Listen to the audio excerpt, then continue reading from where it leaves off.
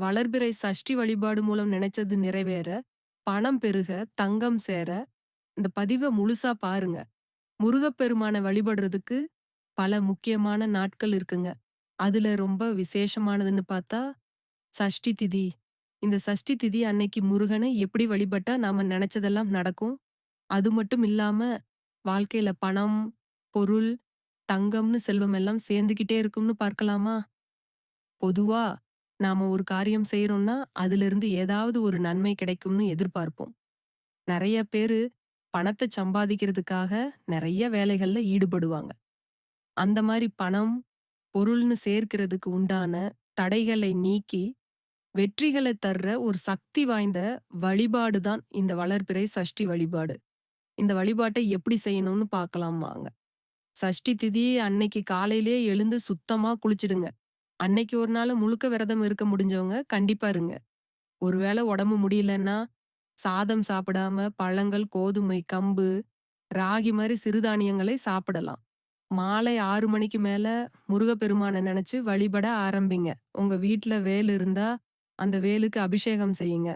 வேல் இல்ல, முருகனோட சிலை தான் இருக்குன்னா, சிலைக்கு அபிஷேகம் செய்யலாம். ஒருவேளை 2மே இல்லன்னா கவலைப்பட வேண்டாம். முருகனோட படத்துக்கு முன்னாடி பச்சரிசி மாவுல வேல் கோலம் போட்டு வழிபடலாம். சில வேல் வச்சிருக்கிறவங்க கண்டிப்பா இந்த அபிஷேகங்கள செய்யணும். முதல்ல தண்ணிய ஊத்தி அபிஷேகம் பண்ணுங்க. அப்பிறகு பன்னீர், விபூதி, குங்குமம், சந்தனம் இதையெல்லாம் வச்சு அபிஷேகம் செஞ்சு, மறுபடியும் தண்ணியால சுத்தமா கழுவுங்க. அப்புறம் நாம கையாலேயே தயார் பண்ண பஞ்சாமிர்தத்த வச்சு அபிஷேகம் செய்யணும். அபிஷேகம் செஞ்சதுக்கு அப்புறம் அந்த பஞ்சாமிர்தத்த எடுத்து தனியா வச்சுக்கோங்க. வேலு, சிலை இல்லாதவங்க பஞ்சாமிர்தம் தயார் பண்ணி, அத நெய்வேத்தியமா வச்சு வழிபாடு செய்யுங்க.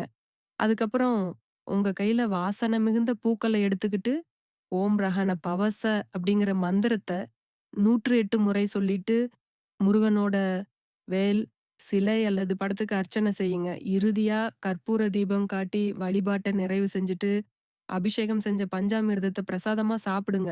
இந்த முறையில யார் ஒருத்தவங்க வளர்பிறை சஷ்டி அன்னைக்கு முருகனை வழிபடுறாங்களோ, அவங்களுக்கு வாழ்க்கையில எந்த குறையும் இருக்காது.